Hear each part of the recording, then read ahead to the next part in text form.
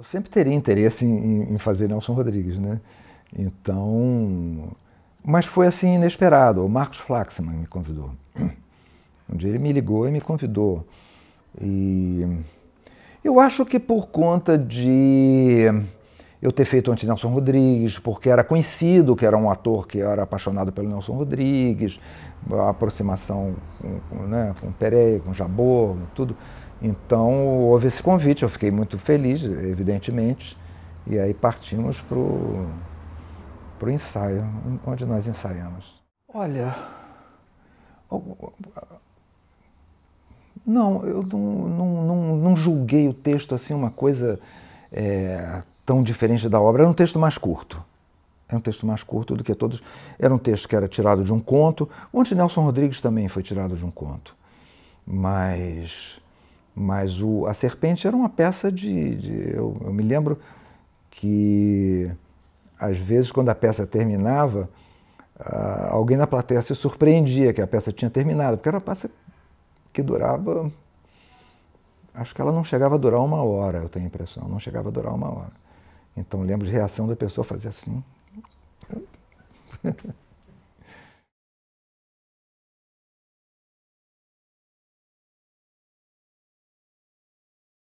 Às vezes eu acho que a gente trabalha sem um processo definido.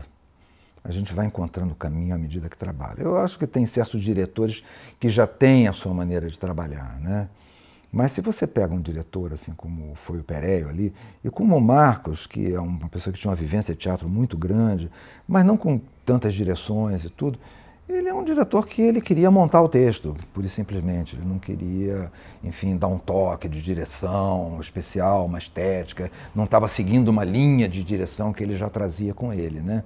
Então o processo foi um processo de ensaio, assim, trabalhando no texto, um processo que não foi nada caótico, mas foi assim, num certo sentido, a gente se divertia muito, a gente mais conversava que ensaiava, na verdade, e porque era divertido. O Nelson aí estava todos os dias lá com a gente, e aí isso era um fator de dispersão enorme, tá entendendo? Uma dispersão boa, mas era uma dispersão. E nós todos éramos preguiçosos. O Flaxman era preguiçoso, eu era preguiçoso e o Cláudio Marzo era preguiçoso. Então a gente se divertia muito e as duas meninas também não vou te chamá-las de preguiçosas, não é verdade, mas elas, enfim, a gente fazia um grupo assim que a gente se divertiu muito e a gente foi desse jeito a gente foi montando a peça e uma hora ela estreou e quando estreou ela estava montada, na verdade, quando estreou ela estreou pronta para estrear. Sim. Então deu certo nesse sentido. Sim. Essa foi uma estreia espetacular. Foi uma estreia, estava o Rio de Janeiro inteiro. Foi uma estreia absolutamente espetacular. Essa tinha, porque aí do anti-Nelson Rodrigues para A Serpente, o Nelson Rodrigues tinha sofrido passar a ser percebido de uma maneira muito melhor por todos. Porque aí você já tinha os filmes do Jabor, entende? Quem é que ia botar o dedo na cara do Jabor, dizer que ele era um alienado, que ele era isso, que ele estava fazendo Nelson Rodrigues porque era um reacionário? Não havia sentido nisso. Então, eu não me lembro, não tinha as montagens do Antunes ainda. Eu acho que não.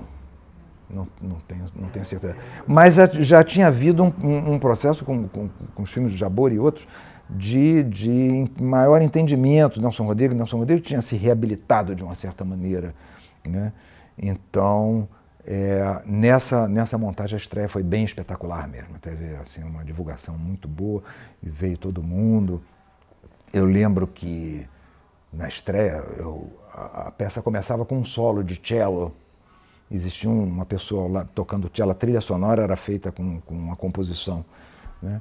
E um cellista solando. E eu ficava durante todo o solo, eu ficava de costa para a plateia, esperando o momento. Quando o solo acabava, eu virava de frente e começava uma cena violentíssima. E eu lembro quando a cortina abriu, eu lembro a coisa da plateia, a plateia assim, aquilo foi uma pressão enorme. Ai, meu Deus, o que vai ser de mim daqui a poucos segundos? É uma plateia que estava o Rio de Janeiro inteiro, quer dizer, isso é uma maneira de dizer, né? Mas foi assim, essa estreia provocou né, uma sensação, né? E estava muito bem divulgada, a produção tinha meios que a gente não tinha tido, né, no Anti-Nelson Rodrigues. Então, a plateia no Teatro Nelson Rodrigues, que era o Teatro BNH na época, né? É um teatro, uma grande plateia. Então, uma plateia muito cheia de muita, foi um acontecimento quase social, assim, foi muito bacana. Manteve uma temporada com um bom público, mas eu acho que repercutiu na imprensa bastante. E nessa peça o Nelson cunhou outra de suas frases. Todo homem acha que tem direito à cunhada. E ele defendia isso. Eu lembro que uma vez uma jornalista da Globo entrevistando ele lá no teatro, né? Perguntou, mas Nelson, você acredita nisso mesmo? Ele disse assim, eu acredito. E outro dia uma senhora me parou na rua, muito irritada, e perguntou, Nelson, essa história de você dizer que todo homem acha que tem direito à cunhada, o meu cunhado nunca tentou nada comigo. Quer dizer, uma vez ele se insinuou, mas estava bêbado. As histórias que ele ia contando, tudo ficção, naturalmente, nenhuma senhora parou ele na rua, mas que ele ia inventando para criar um marketing da peça e fazer isso genialmente, né?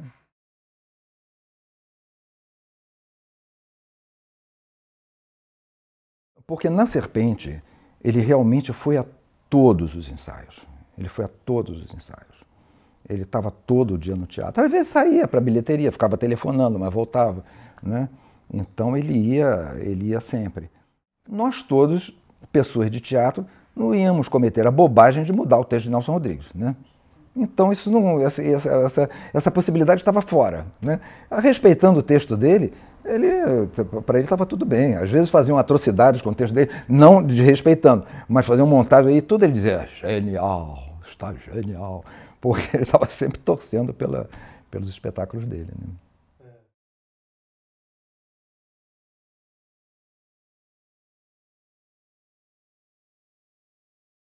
Ele fazia isso, mas isso era uma maneira dele, era um marketing dele também, né? Só que essa é a contradição do Nelson Rodrigues genial. É que ele fazia essa coisa que era um marketing da coisa, mas ele fazia acreditando também, né? Não era uma coisa cínica, né? Ele acreditava nas palavras que ele falava. Ele falava tão sonoramente que ele próprio se imbuía daquilo, né? Então, mas era uma maneira de lidar com isso, né? E lidar com isso externamente. Mas todo mundo era genial, o gênio, o Jabor era um gênio, né, os diretores todos faziam um gênio. Não que não sejam, mas eu estou dizendo, mas ele extrapolava, né? Ele era né, superlativo. Né?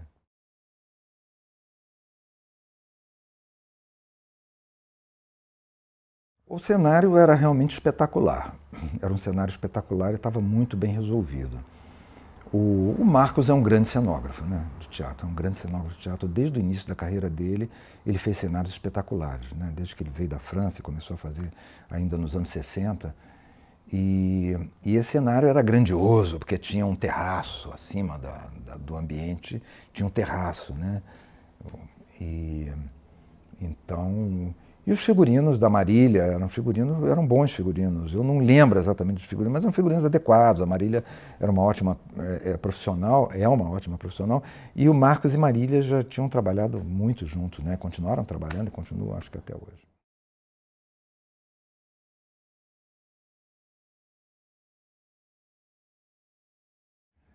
O Nelson Rodrigues, ele é tecnicamente muito difícil para os atores, muito difícil. Porque eu acho que a maior dificuldade do Nelson, essa concentração, sim, é uma concentração de conteúdo nas falas muito grande. Eu senti isso particularmente quando eu fiz uma montagem do Beijo no Asfalto, que eu fazia o pai, o Aprígio.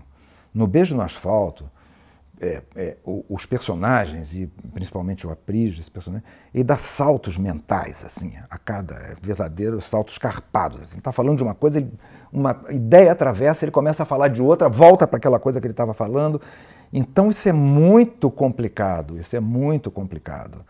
Isso é difícil, mas eu acho que a parte mais difícil para o ator de lidar com o Nelson assim, com êxito, é controlar o estilo. O estilo do Nelson é muito característico e é um estilo muito marcado. Eu acho que é um estilo que, se você faz menos, você não mostra o Nelson direito. E se você faz mais, você vai arruinando um pouquinho o estilo. Então, é muito difícil. Engraçado, eu tenho a impressão que atores de uma geração antes da minha tinham mais facilidade de lidar com isso. Porque eram atores mais intuitivos. Eram atores que se criavam no palco. Eram atores que dominavam muito a técnica. Às vezes não eram intelectuais, mas eram atores com muita experiência de palco e com muito ouvido. Então eram atores que entendiam o som daquilo e sabiam onde eles iam trabalhar, né? Eu vi isso com Luginhas, Fregolente e outros, né? Hélio Ari e outros. Tem uma hora que começa a haver uma abordagem muito intelectual do Nelson Rodrigues.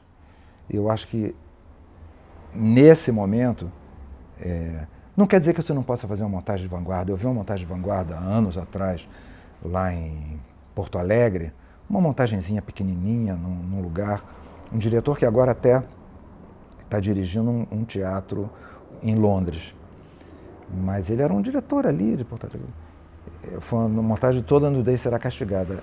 Era bem de vanguarda e era exemplar em termos de Nelson.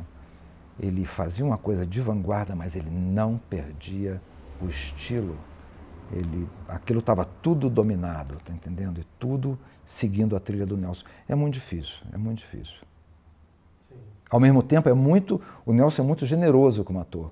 Ele te dá muitas coisas, ele te dá muito conteúdo, ele te dá falas perfeitas, ele te dá cenas estruturadas de uma maneira perfeita também, né? Ele te dá um estilo para você trabalhar. Esse estilo, se você domina, é uma brincadeira muito gostosa.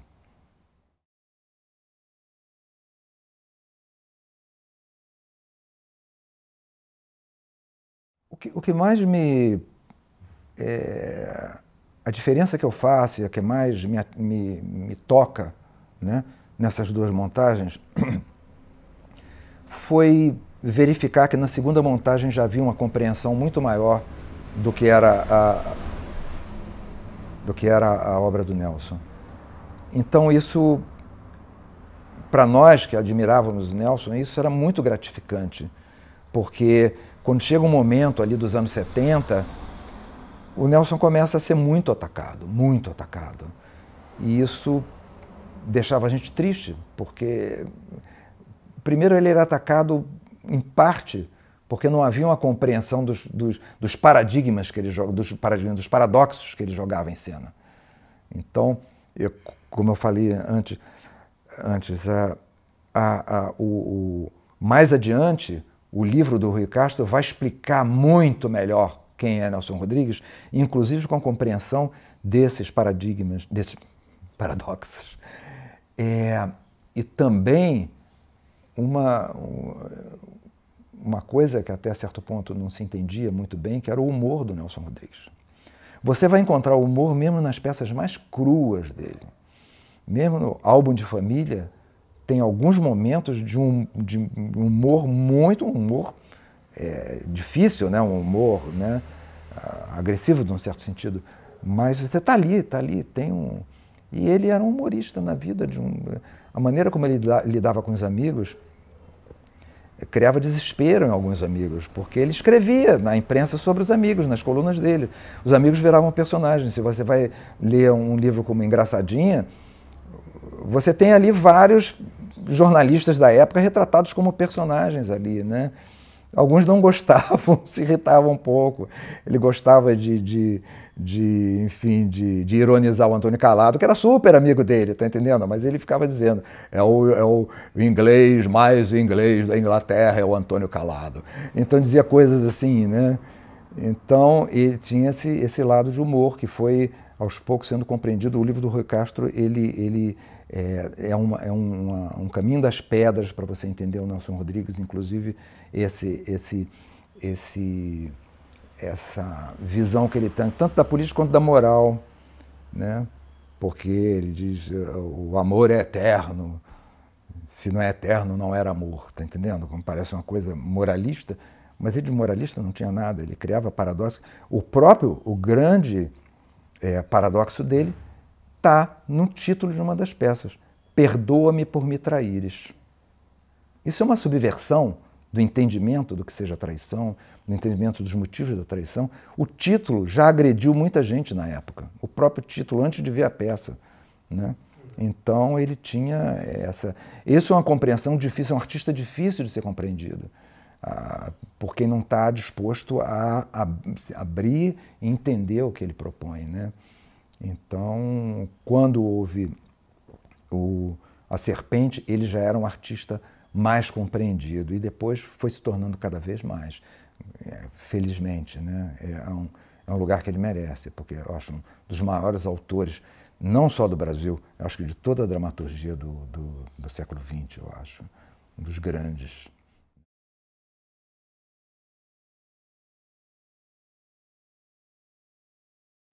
Bom, eu sempre continuei lendo o Nelson, né? Assisti algumas montagens do Nelson. Outras eu procurei não assistir, porque eu sabia que eu ia me irritar. Então, mas assisti boas montagens mesmo, assisti poucas, porque o alvo ali é muito difícil de acertar na mosca. Então, essa a montagem original de Toda Nudez Será Castigada era uma boa montagem, era uma montagem muito boa. Mas eu confesso que a que eu vi em Porto Alegre me deu mais satisfação, esteticamente, enfim. Mas vi algumas outras. O álbum de família de 67. O álbum de família foi o do Antunes? Não, o álbum de família é que fazia a Thaís Portinho, que fazia o... Não vi. Eu vi uma versão de álbum de família que tinha até um outro título, num festival de Curitiba, que se passava num ambiente todo como se fosse um canavial, era um ambiente todo... Essa montagem era muito interessante, muito interessante. Mas eu não vi muitas montagens do Nelson, não vi mesmo. E vi montagens mais antigas, precárias, como por exemplo uma montagem dos Sete Gatinhos, no teatro que virou Teatro Brigitte Blair, existe ali em Copacabana, um teatrinho pequenininho, e que a montagem era um diretor do Alvin Guimarães, era um diretor baiano que vivia no Rio, e era uma montagem assim muito... o Alvin era muito agitado, e era uma figura adorável.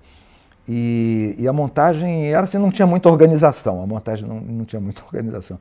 Mas você tinha Fregolente, você tinha Hélio Ari, você tinha Thelma Heston, você tinha um elenco ali que realmente era um luxo você assistir aquelas pessoas fazendo Nelson Rodrigues. Era um luxo ali, aquela montagem é uma montagem que eu lembro assim, não esteticamente, mas lembro do trabalho do ator. Fregolente é um ator que as pessoas hoje não sabem quem ele é, mas era considerado na época o melhor intérprete de Nelson Rodrigues.